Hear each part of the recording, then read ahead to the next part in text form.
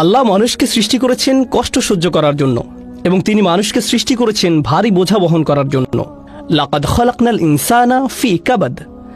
আমরা অবশ্যই মানুষকে সৃষ্টি করেছি ভারী বোঝা বহনের জন্য এবং কঠোর পরিশ্রমের জন্য। মানসিকভাবে আপনি লড়াই করছেন, শারীরিকভাবে আপনি সহ্য করছেন, আপনি লড়াই করছেন। হতে পারে আপনি স্বাস্থ্যের জন্য লড়াই করছেন, আর্থিকভাবে লড়াই করছেন, মানুষের কারণে লড়াই করছেন। এই জীবন আল্লাহ এটি নকশা করেছেন কঠিন করে।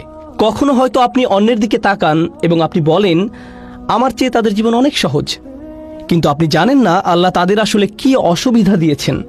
এটি আপনার কাছে অদৃশ্য। প্রত্যেকেরই সমস্যা আছে, প্রত্যেকেরই চ্যালেঞ্জ আছে। আপনি উদাহরণস্বরূপ চিন্তা করতে পারেন যে ফেরাউনের বিশাল রাজত্ব ছিল, সাম্রাজ্য ছিল, সে সময়ের বিশ্বের বৃহত্তম সেনাবাহিনী ছিল, সমস্ত সম্পদ যা একজন মানুষ চাইতে পারে, সমস্ত শক্তি যা একজন মানুষ চাইতে পারে, সমস্ত স্ট্যাটাস যা একজন চাইতে পারে, তার সব আছে। তাহলে কিভাবে তার সব কিছু আছে আর মুমিনদের কাছে কিছুই নেই? অথচ আল্লাহ তার সম্পর্কে বর্ণনা করেছেন যে সে ভয়ঙ্কর আতঙ্কিত অবস্থায় বাস করত। অনুরিয়া ফিরআউনা ওয়া হামানা ওয়া জুনুদাহুমা মিনহুম মা কানু ইয়াহযারুন।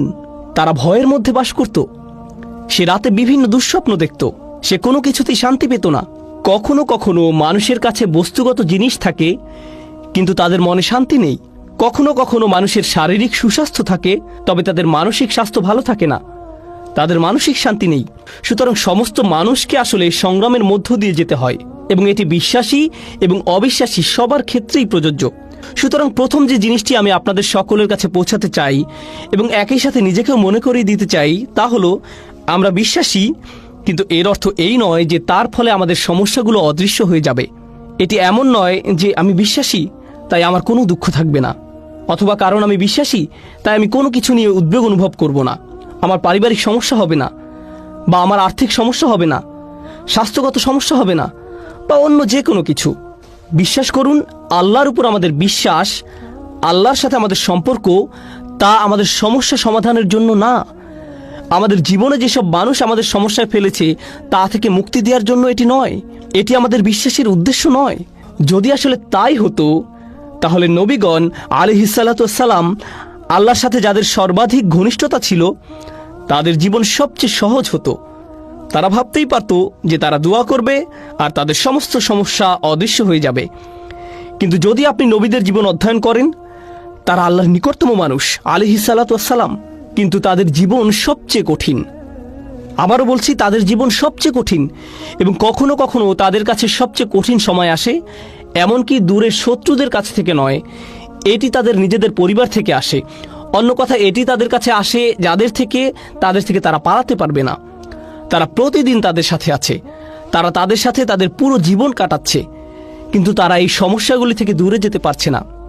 সুতরাং মানুষকে আসলে তৈরি করা হয়েছে এবং এমন একটি পরিস্থিতিতে পাঠানো হয়েছে যে তাদের প্রতিনিয়ত লড়াই করতে হবে, তাদের মোকাবেলা করতে হবে খুব কঠিন পরিস্থিতি, খুব কঠিন সময়।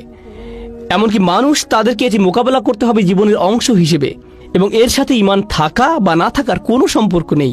এমন নয় যে আপনার যদি আরও ঈমান থাকে তাহলে আপনার এই সমস্যাগুলো হবে না। আসলে মানুষ মনে করে অনেক বেশি ঈমান থাকলে জীবনে আর কোনো সমস্যা থাকবে না। আল্লাহ আমাদের সৃষ্টি করেছেন এবং আমাদেরকে একটি ঝড়ের মধ্যে রেখে দিয়েছেন। কল্পনা করুন, সাগরে ঝড় উঠেছে, আপনি সেই ঝড়ের মধ্যে, চারিদিকে উত্তাল সাগর, এবং আপনি আপনার ছোট নৌকায় আছেন, এবং ক্রমাগত আপনি ডুবে যাওয়া নিয়ে উদ্বিগ্ন। আপনি তাদের সম্পর্কে উদ্বিগ্ন যারা আপনার সাথে আছে। তো এখানে বিশ্বাসের কাজ কি? এটি আপনাকে শক্তি দেয়, এবং এটি আপনাকে ঝড়ের মধ্য দিয়ে যাওয়ার ক্ষমতা দেয়, পথ চলতে নির্দেশনা দেয়। এর অর্থ এই নয় যে আপনি ভিজে যাবেন না, এর অর্থ এই নয় যে কখনো কখনো নৌকা প্রায় ডুবে যাবে না, তবে আপনার এখন এর মধ্যে দিয়ে যাওয়ার ক্ষমতা রয়েছে এবং ঝড় থেকে বাঁচার ক্ষমতা রয়েছে। দেখলেন তো, এটাই আমাদের বিশ্বাসের উদ্দেশ্য। এটা সমস্যা থেকে মুক্তি পাওয়ার জন্য নয়, বরং আসলে আমাদের শক্তিশালী করার জন্য, যাতে আমরা সমস্যার মধ্য দিয়ে যেতে পারি।